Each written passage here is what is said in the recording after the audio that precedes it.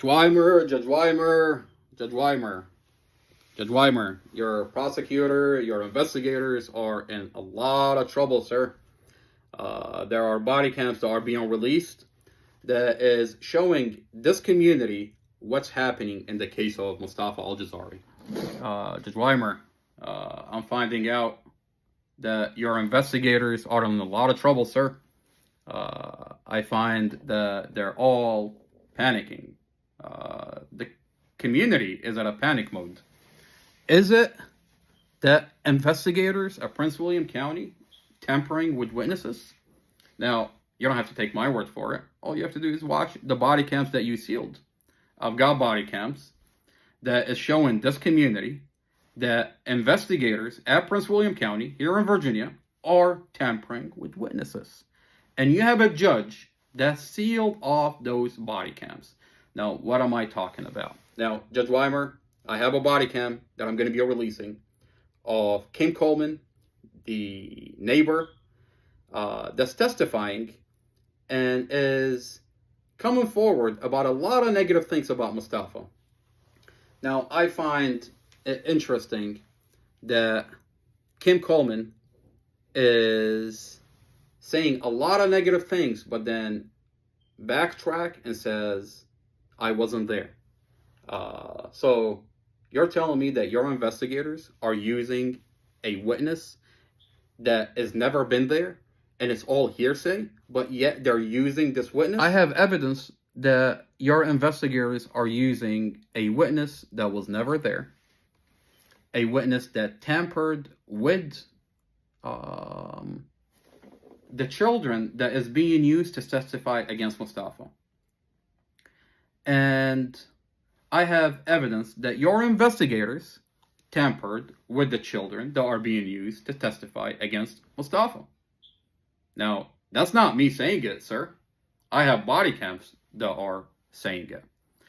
Is it why the prosecutor is at a panic mode? That she's going after the brother? Is that why she's running to you, sir, telling you about the brother of Mustafa Al-Jazari? The brother is releasing the body cam. I mean, what's on these body cams that got this prosecutor so terrified? Judge Weimer, let's talk. Now, who is Kim Coleman? Who is Kim Coleman, a.k.a. Nene? Nene is the neighbor. Nene, her son, I have the home video where it shows that her son is always hanging out at Mustafa's apartment and Dorothy's apartment, playing with the kids, playing with Mustafa, playing with Dorothy. This kid is always there. As a matter of fact, he calls Mustafa dad. The night of the accident, Nene's son slept over. And I have the home video where it shows that Nene's son, Nene, felt comfortable enough to let her son sleep at Mustafa's apartment. After 4 hours of the kids left with Nene, I have a body cam where Nene reaches out to Investigator Drum, and they're having a specific conversation about Nene telling Investigator Drum that Mustafa is abusing the kids. Mustafa was abusing Dorothy. And how is he abusing Dorothy? She tells him that Dorothy had told her that Mustafa had peed on her. Okay, so you're telling me that Dorothy, Mustafa's girlfriend, told you that Mustafa peed on it, yet you left your child to sleep over in Mustafa and Dorothy's apartment? And you let him hang out at Mustafa and Dorothy's apartment the whole entire time? I'm going to call bullshit on that. Now, Judge Weimer, you said in court that this is hearsay. And you said that what Nene is talking about with Dorothy telling her that supposedly that Dorothy had told Nene, the neighbor, that Mustafa peed on her, okay, is inadmissible in court because it's hearsay. Okay, now my question is, what is Nene telling the kids after the vehicle accident, after the accident happened, the kids are left with Nene. And Nene is telling these kids, according to the kids themselves, they're saying that Nene told us that mom told her that Mustafa peed on her. Okay, so you're telling me that you're telling these kids that just lost their mother that Mustafa was abusing your mom, that Mustafa peed on your mom, and that Mustafa had done this on purpose. I mean, according to the kids are saying that Mustafa did this on purpose because Nene told us, that Glenn Ford, the ex-boyfriend, told us, and the detective told us. And the kids say, Mom always told us to trust Mustafa until we found out that he did it on purpose. And how did you find out he did it on purpose? Because Nene told us that Mustafa did it on purpose. And Glenn Ford, the ex-boyfriend, told us he did it on purpose. The detective told us he did it on purpose.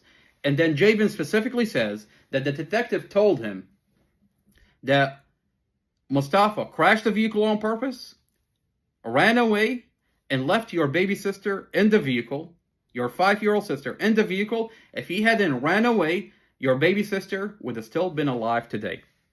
This is what the detective is telling the 13-year-old child. This is what the detective is telling the kids, that Mustafa did this on purpose. And then they put them in a room, and then ask them questions about Mustafa. What do you expect the kids to say? I mean, the kids are literally telling you that mom told us to trust Mustafa, always to trust Mustafa. So that tells you that there was a beautiful relationship between Mustafa, Dorothy, and the kids, until they were told otherwise. Told otherwise by who? By Nene, Glenn Ford, and the detective. I have a video where Mustafa, all he was doing is checking on 5-year-old Empress. As a matter of fact, Mustafa and Kim Coleman, aka Nene, is calling the hospital together to make sure that 5-year-old Empress is okay. I have record that shows that Mustafa wanted to be next to Empress, wanted to make sure Empress is okay, but the hospital refused. Now, I find it interesting that Nene, 4 hours later, nowhere does she tell Investigator Drum that Mustafa, his #1 priority is to check on the kids and make sure that 5-year-old Empress is okay. She doesn't tell the investigator that. I have home videos that shows Mustafa loves his family.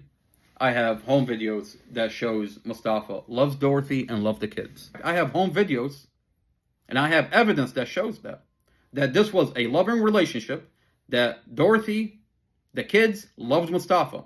Mustafa loved Dorothy and the kids. Only when they fell in the hand of the jealous ex-boyfriend, Nene, the neighbor, and this detective, they began to coerce and coach the kids.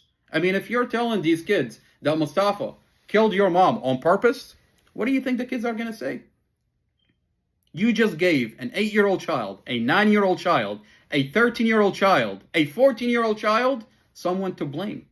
You're literally telling them that Mustafa crashed the vehicle on purpose, ran away from the scene, left your 5-year-old baby sister in the car, and if he hadn't run away, your baby 5-year-old Empress would have still been alive today. That's what you're telling the kids. And you put them in a room only to extract statements about Mustafa. You're coercing the kids. You're coaching the kids. You're tampering with witnesses. And no longer that you can take these statements and use them in courts. As a matter of fact, it shows that you've tampered with the witnesses. We have home videos that shows that Mustafa loved the kids. Mustafa loved Dorothy. As a matter of fact, we have a dash camera that shows the whole entire thing is a vehicle accident. Judge Weimer, I want to remind you that on Friday, Mustafa has court.